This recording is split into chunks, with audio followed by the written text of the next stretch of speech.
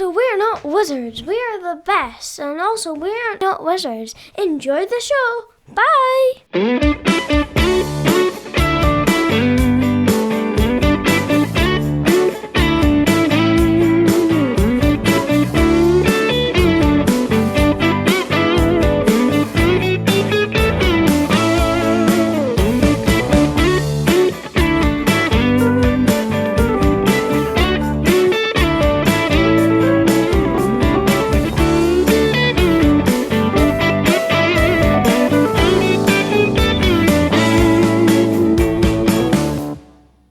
Yeah, I was wondering if I could just borrow you just for a second.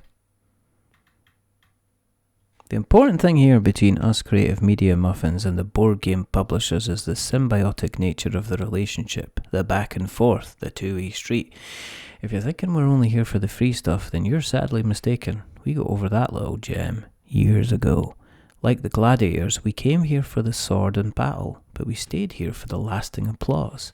Because after all this time, we do have an audience, regardless if it's 10 or 10,000 strong. We are parasites who build our house on the art and creation and toil of others. But as time goes on and we don't fade away into the meeple, insert name, graveyard, we too, by the very definition, create a catalogue of content, a body of works that often demands thought, skill, and in many ways development. We elicit emotional responses and conversation and even regret. As long as we are granted the dog treat of interaction, then we are happy. We understand that you owe us nothing. We are polite beggars with creative fingers, toiling over an introduction to a critique for hours before deleting the entire thing and self-doubting ourselves into the point of sadness. We're a rule-fractured bunch. There are no rules of engagement, so you end up in this tricky situation where no one knows what's acceptable in the asking, what would be considered a favour and what would be stretching things a bit too far. Or to be blunt, having a loan of someone. And I get it. The platform that I write on is completely free. I don't even need to spring for a domain name. The design is a simple template that comes with a builder. However, in conjunction with the various words and nonsense that this blog contains, it's not unusual for this tiny little corner of the internet to get around 3,000 visits to the site per month. And that's not including the search results. Some of my reviews are lucky to hit the hundreds in terms of views. Others seem to be the evergreen article that continues to gather reads every single month without fail. Parks, I'm looking at you. For some of you, that would be considered chicken feed. A small drop in the ocean when compared to what other sites garner. However, I would argue that every single visit is someone who wants to find out more about a game. Someone who wants to find out more on whether a game will fit their tastes. Someone who's pulled the trigger on a purchase and just wants someone else to confirm that yes, you made the right decision. And this is going to be fun. It takes time to be this entertaining and witty. It also takes time to not only play a game, but to sit there and crystallise how something made me feel. Did it bring me joy? Did it frustrate? Did I play it enough? With the right number of people, and the right kind of people, and the right, keep on saying the word people, till it sounds stupid. People. What you don't see is the timetable, the organisation, the planning to get something on the table, to get it learned and read, to remember to take photographs of the game. You won't believe the number of times I've sat and played through something several times only to have to set it up again because Muppet Boy forgot to take some pictures to add to the review. Sometimes, feels like work. Often, you have to treat it in the same way, with deadlines and muster up motivation. Not everything is fun. Woe is me. Give that boy a handkerchief to dry self-induced tears. I should be quiet. It's not a month that goes by without some kind of parcel turning up at the door. A box of unpaid fun. I mean that in terms that neither get paid for it, nor will be paid for covering it. You can argue that you should be, but that's what my job is for. I don't even sell review copies I'm finished with. I give them away to other people. A purity test to show how honest I am. As someone with an opinion that nobody asks for.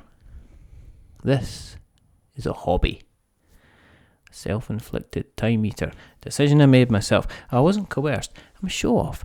Glorious attention seeker, and this is one way to get a pat on the back. Look at all those people who think my opinion is important. In the grand scheme of things, I'm writing about items that many would consider a luxury or indulgence. And I'm under no illusion that I'm special or an influencer. I'm here for the kicks and giggles, folks.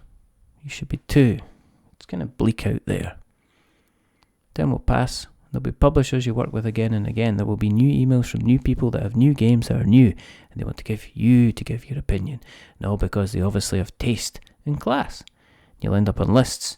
You'll have working relationships, and the brown boxes will arrive from the couriers. Partners' eyes will roll in their heads as you run excitedly to the front door every time the bell sounds, and they wonder what on earth you've been sent now, and where on earth is that going to live? I'm like one of Pavlov's dogs. I growl at people that ring the doorbell and don't give me cardboard. Sometimes you have to say that this particular box of fun didn't hit the spot, that you struggled, that you tried and it didn't work. It's fine. Happens. Both of you nod and accept. It's one of those things. Then they ask you, do you want to look at something else instead? And they maybe appreciate that you said it. Even though your opinion is now out there in the open, there's no such thing as bad publicity. It's merely an opinion, and it exists, helping the game appear out there in front of old new eyes. Turns out people like a bit of criticism now again. They call it an honest review for some reason, which I kind of don't get. For as honest as the day is long, suggests that it's blowing a razor blade hurricane out there. I built this with my own two hands, with time and thoughts and labour. I know I joke about how wonderful and relevant I am, while secretly hoping that you find me either one or the other, or both. But I'd like to consider myself like the little bird that cleans the crocodile's teeth. There's thousands of little birds to choose from, but if you give us enough time, well, we get to learn about your gums. We know where the annoying scraps get caught. We literally keep your public smile shining while chirping. We also tell you when you've bitten off more than you can chew, when you maybe ate the wrong thing, even when a change in diet is in order. There's a lot to brag about when you spend time with an apex predator, especially if they notice you. The gentle, hurtful communications. When you're good enough to be a valued member of the media circus, part of the BCC crew, special enough to be asked to market, but not magical enough to be taken to town. We shout back that we should meet somewhere in the middle to see what's about strengthening our ties. We're met with silence. We're aware it's a mailer. We're hoping it's more. We're always wanting to pick you clean, you know. Sometimes a crocodile smile will do. Sometimes a hello, or just the acknowledgement that you know we exist. Sometimes we want to be flattered, but we also want to feel like that all of this time, this effort, has turned someone's head. Most of the time we're not wanting cardboard. We're just happy getting shiny new people in our collection to offset our shelf of shame. It's easy to forget board games are best with other people. And sometimes these people are new. This is an opinion piece designed to promote discussion around a particular topic and is not intended to highlight the practices of any company or individual. Enjoy, get angry, or think about it. It's entirely up to you. And if you'd like to support more audio and written pieces, then please consider backing us on Patreon. Patreon.com/We're Not Wizards, because we're shallow and poor like that. But until the next time, stay safe, roll sixes, and just like this, make something awful. Until the next time, goodbye. A wizard is never late.